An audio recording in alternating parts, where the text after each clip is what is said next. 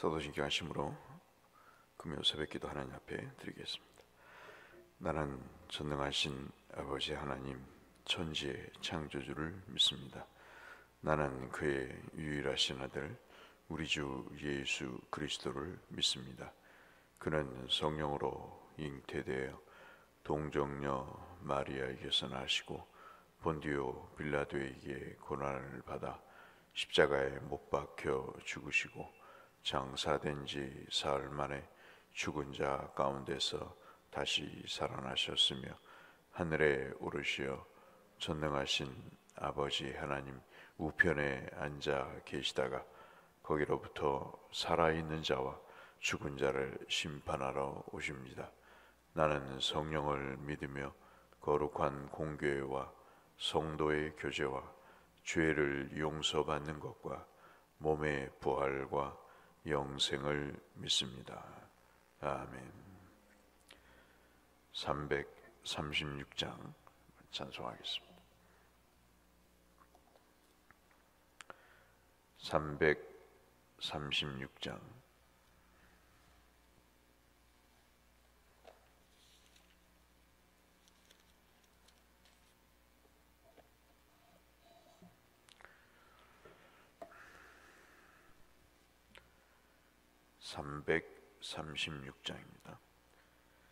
환난과 핍박 중에도 성도는 신앙 지켰네.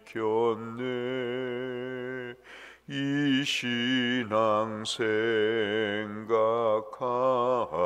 때에 기쁨이 충만하도다. 성도의 신앙 따라서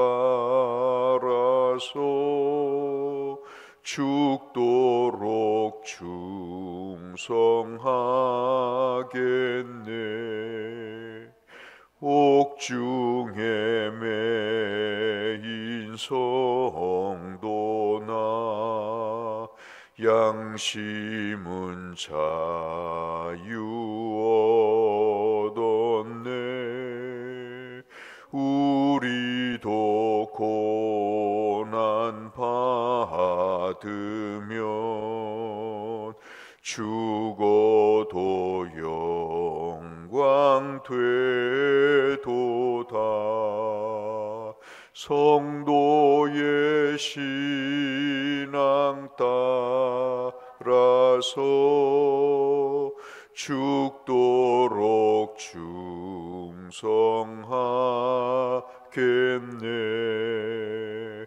성도의 신앙 본받아 원수도 사랑하겠네. 인자한 언어 행실로 이 신앙 전파하리라. 성도의 신앙 따라서 죽도록 충성하겠네.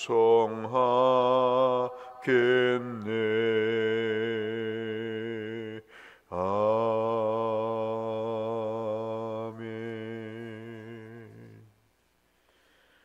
오늘은 사도행전 12장 1절에서 25절의 말씀을 함께 해보겠습니다.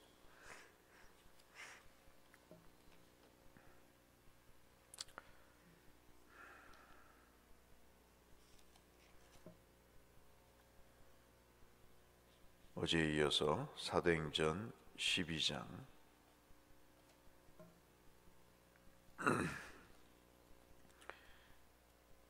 1절에서 25절의 말씀 한 절씩 교독하겠습니다.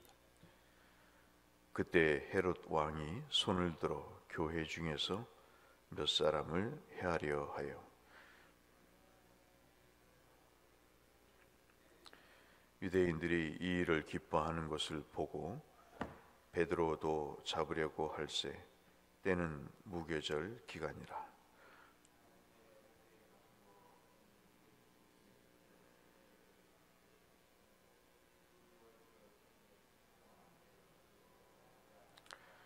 이에 베드로는 옥에 갇혔고 교회는 그를 위하여 간절히 하나님께 기도하더라.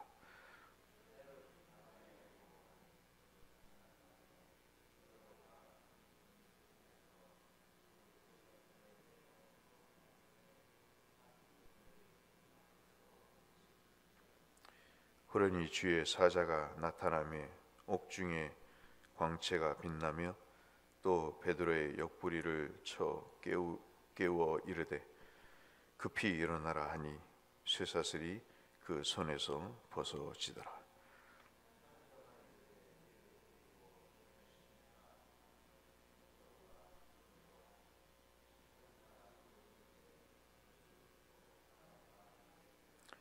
베드로가 나와서 따라갈새 천사가 하는 것이 생시인 줄 알지 못하고 환상을 보는가 하니라.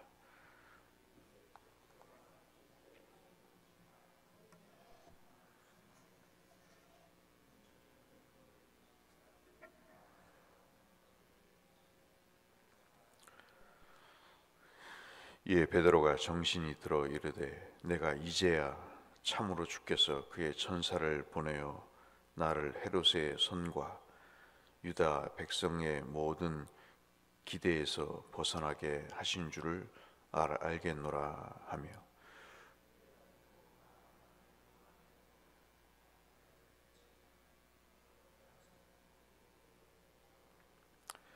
베드로가 대문을 두드린 대로 로데라 하는 여자 아이가 영접하러 나왔다가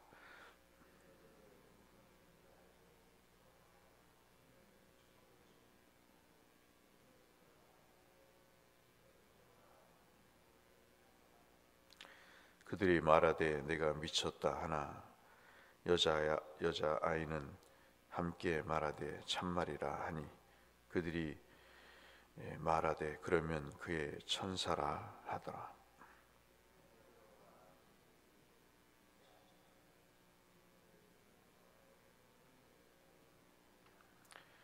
베드로가 그들에게 손짓하여 조용하게 하고 주께서 자기를 이끌어 옥에서 나오게 하던 일을 말하고 또 야고보와 형제들에게 이 말을 전하니라 하고 떠나 다른 곳으로 가니라.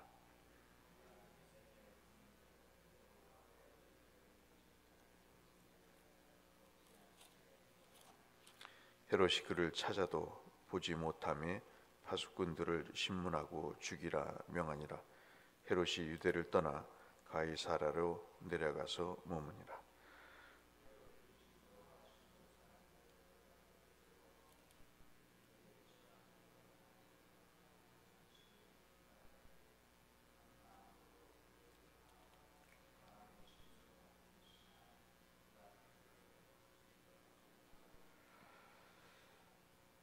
헤롯이 나를 택하여 왕복을 입고 단상에서 앉아 백성에게 연설하니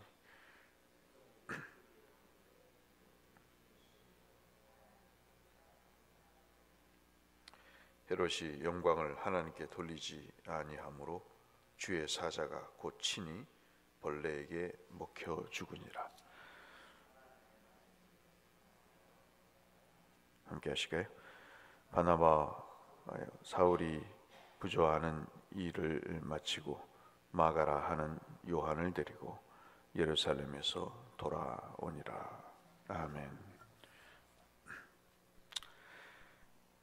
말씀은 길지만 스토리는 그렇게 복잡하지가 않습니다.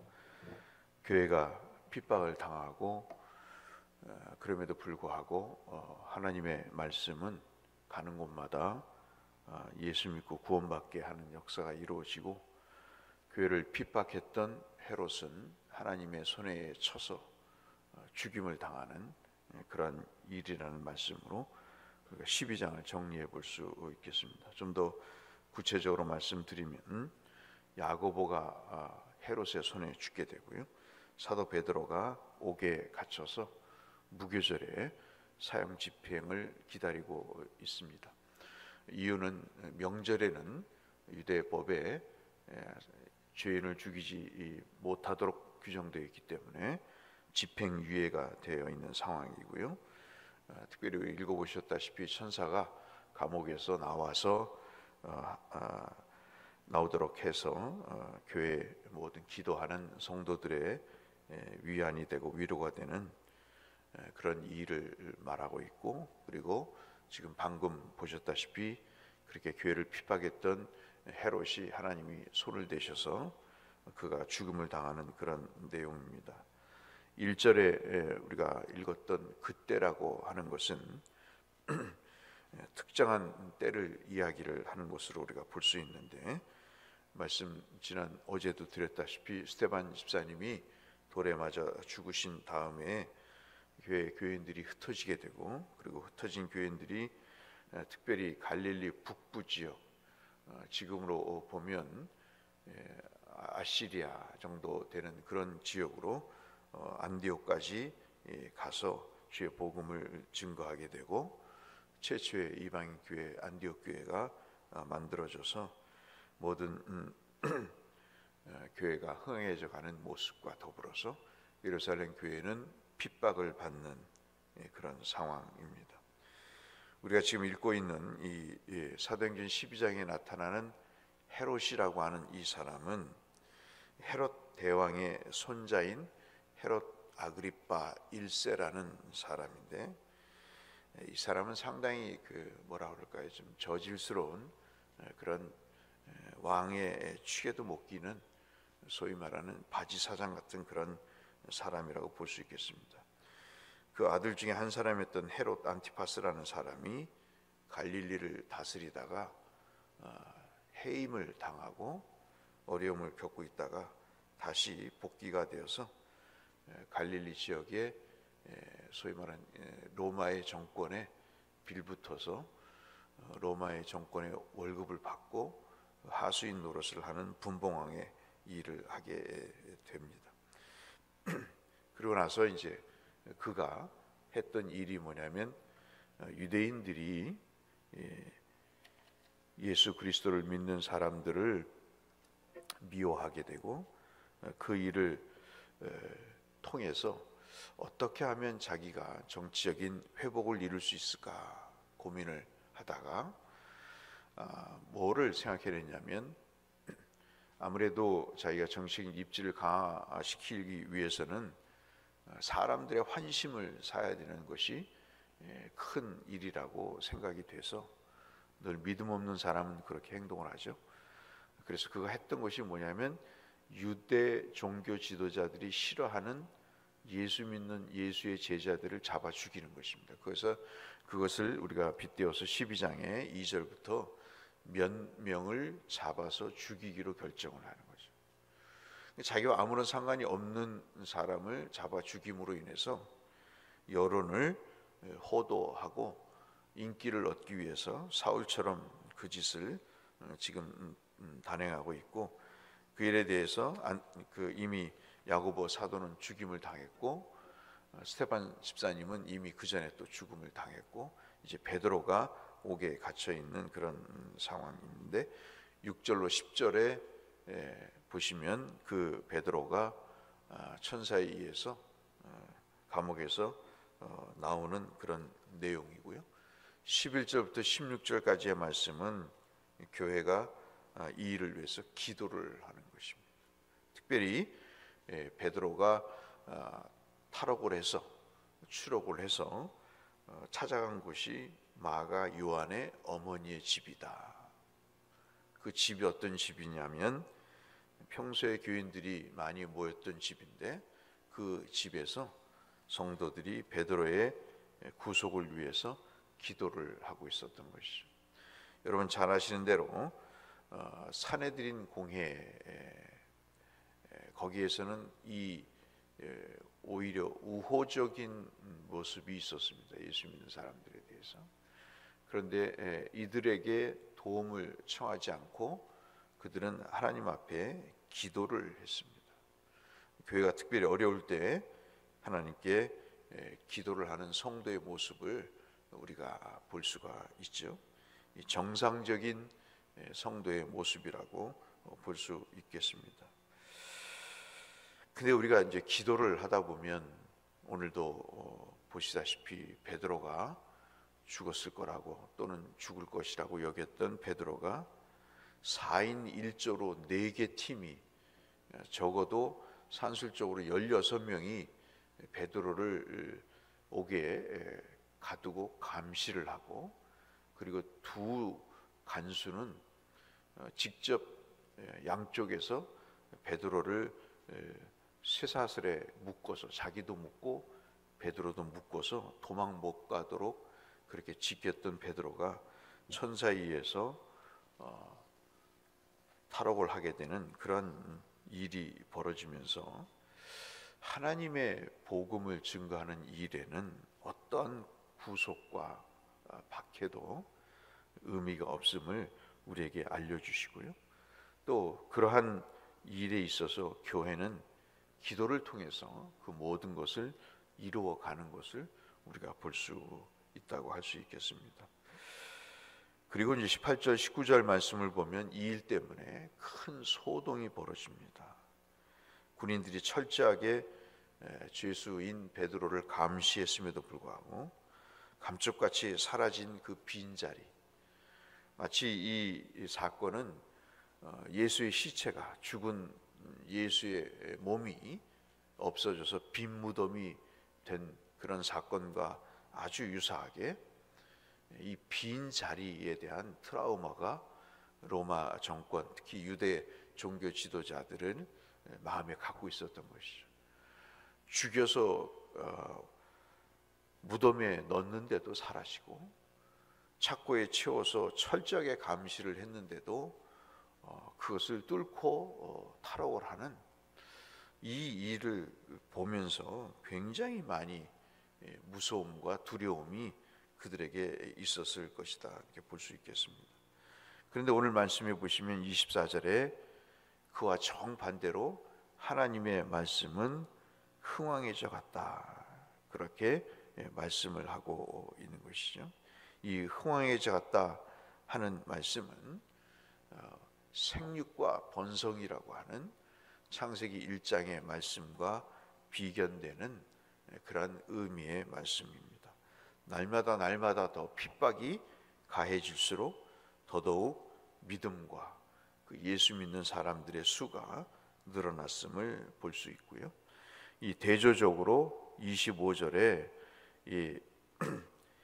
주께서 말씀하시기를 바나바와 사울이 부조하는 일을 마치고 마가라 하는 요한을 데리고 예루살렘에서 돌아오니라. 9장을 우리가 살펴보지 않았습니다만은 이제 사울이, 핍박하던 사울이 부활의 주님을 만나고 나서 그가 이제 복음을 전하는 그 일에 앞장섰던 것을 볼 수 있고요. 그리고 23절에서는 아까 말씀드린 헤롯이 벌레에 먹혀서 죽는 참 비참한 인생을 마무리하는 것으로 보도를 하고 있습니다. 핍박자들은 놀라고 두려워하고 그리고 죽음에 이르지만 하나님의 교회, 생명을 위협받고 죽음에 직면할 수 있는 교회와 사도들, 성도들은 오히려 더 흥왕해져 가는 이런 역설적인 현상을 통해서 하나님의 교회는 죽지 않고 살아있다는 사실을 우리에게 말씀해 주고 있다 볼 수 있겠습니다. 여러분들 어떠십니까? 오늘 24절, 25절의 말씀을 보시면서 우리가 한번 기도해야 될 내용은, 늘 말씀을 드리지만 이 사도행전은 데오빌로라고 하는 총독에게 보내는 편지입니다. 그 편지의 내용은 한 영혼이 주의 복음을 듣고 그가 예수 믿는 사람으로 바뀌길 바라는 누가의 간절한 바람이 있는 거죠. 오늘도 우리가 무슨 기도를 드려야 될까요? 주님, 내 속에 말씀이 흥황해져 가기를 원합니다. 내가 교회를 통해서 또 교회를 위해서 내 자신을 위해서 내 영혼을 위해서 하나님 앞에 기도하여 주님, 죽음이 다가오고 있고 연약함이 내 속에 있지만 하나님 말씀을 통하여 영적인 육적인 그런 모든 삶의 변화가 있게 하옵소서 라고 기도한다면 얼마나 하나님이 기뻐하실까 하는 생각을 가져봅니다. 주의 말씀이 내게 흥황해져 가고 있습니까? 위험 속에서도 기도할 때 하나님이 나를 구원하시는 그 은혜를 경험하고 계십니까? 이것이 바로 예수 믿는 산 증거가 됨을 기억하시면서 오늘 이 아침도 이 문제를 가지고 하나님 앞에 기도하시는 저와 여러분이 되시고 그 응답에 복을 누리시는 복된 성도님들 되시기를 주의 이름으로 축원합니다. 거룩하신 아버지여, 교회가 핍박하고 정권에 빌붙은 자는 사람의 인기와 사람의 사주를 받아 예수 믿는 사람과 교회를 핍박하지만 그 인생에 채우는 비참함을 우리가 보게 됩니다.